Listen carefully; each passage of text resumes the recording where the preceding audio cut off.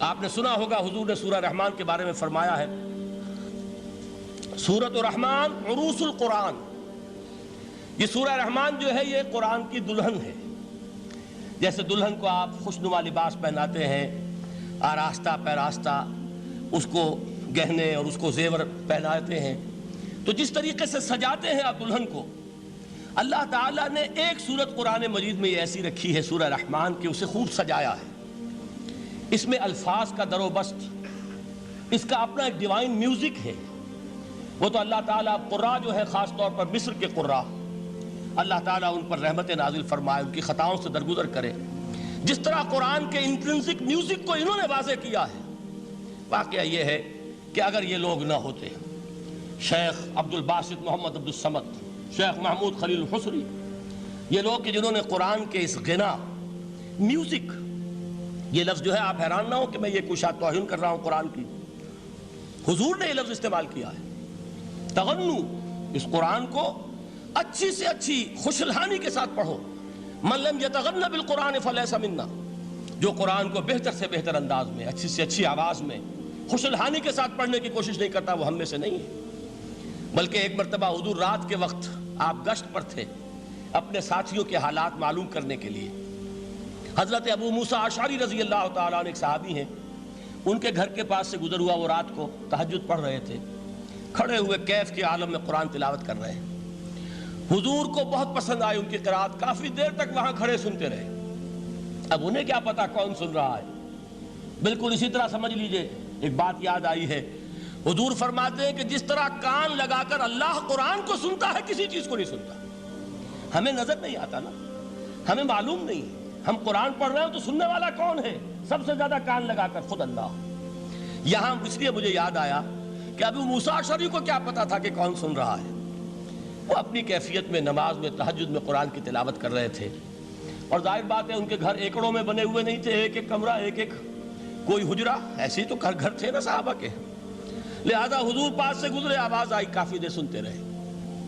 اس کے بعد آپ تشریف لے گئے، صبح فجر میں ملاقات ہوئی تو حضور نے تحسین کے انداز میں فرمایا، یا ابا موسیٰ انک قد اوتیت مزمارا من مزامیر آل داؤد، اے ابو موسیٰ تمہیں تو آل داؤد کے سازوں میں سے ایک ساز اللہ نے عطا فرما دیا ہے۔ جس طرح حضرت داؤد، لہن داؤدی مشہور ہے کہ جب وہ پچھلے پہر رات کو حمد کے ترانے الاپتے تھے، قرآن میں ہے کہ پرندے شامل ہو جاتے تھے ساتھ، اور پہاڑ وجد میں آتے تھے، پہاڑ بھی ان کے ساتھ شریک ہوتے تھے۔ تو جس طرح کا اللہ نے ان کو لہن عطا فرمایا تھا، حضور نے تحسین کے انداز میں فرمایا ہے ابو موسیٰ اشعری، اللہ نے تمہیں بھی آل داؤد کے سازوں میں سے ایک ساز عطا فرمایا۔ بہرحال قرآن مجید کا جو یہ میوزک ہے، قرآن کے الفاظ کا جو حسن ہے، جہاں تک حسن معنوی ہے وہ تو ہر لفظ میں ہے، لیکن یہ حسن ظاہری، حسن صوتی، حسن لفظی، یہ اپنے کلائمیکس پر آپ کو نظر آئے گا سورہ رحمان میں۔ لیکن قرآن میں یہ سورت اس اعتبار سے بھی ممتاز ہے، اس کی 4 آیات پر ذرا توجہ کریں گے، عجیب حقائق سامنے آئیں گے۔ جہاں یہ قرآن مجید کے حسن صوت اور حسن لفظی کی معراج ہے، وہیں اس کی پہلی 4 آیات میں 4 چوٹی کی چیزوں کا ذکر ہے، سب سے اونچی چیزیں۔ پہلی آیت کیا ہے؟ الرحمن، ایک آیت ہو گئی۔ رحمان کیا ہے؟ اللہ کا نام ہے۔ کبھی آپ نے غور کیا اللہ کے ناموں میں سب سے پیارا نام کون سا ہوگا؟ رحمان۔ کیوں؟ اس کا مادہ کیا ہے؟ رحمت۔ ہمیں سب سے بڑھ کر جس چیز کی ضرورت ہے وہ کیا ہے؟ رحمت خداوندی۔ نام اچھی طرح سن لیجئے اس حضور کے قول کو۔ حضور فرماتے کوئی شخص جنت میں مجرد اپنے عمل کی بنیاد پر داخل نہیں ہو سکے گا جب تک کہ رحمت خداوندی دستگیری نہ کرے۔ کسی صحابی نے بڑی ہمت اور جرأت کا ثبوت دیا کہ پوچھ لیا، کیا حضور آپ بھی؟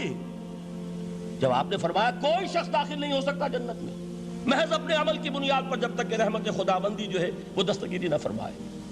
پوچھا گیا کیا آپ بھی؟ آپ نے فرمایا ہاں میں بھی۔ آپ انداز کیجئے کہ اگر محمد الرسول اللہ بھی رحمت خداوندی کے ضرورت مند ہوں تو تاب دیگراں چے رسد، ہماری تو سب سے بڑی ضرورت رحمت خداوندی ہے۔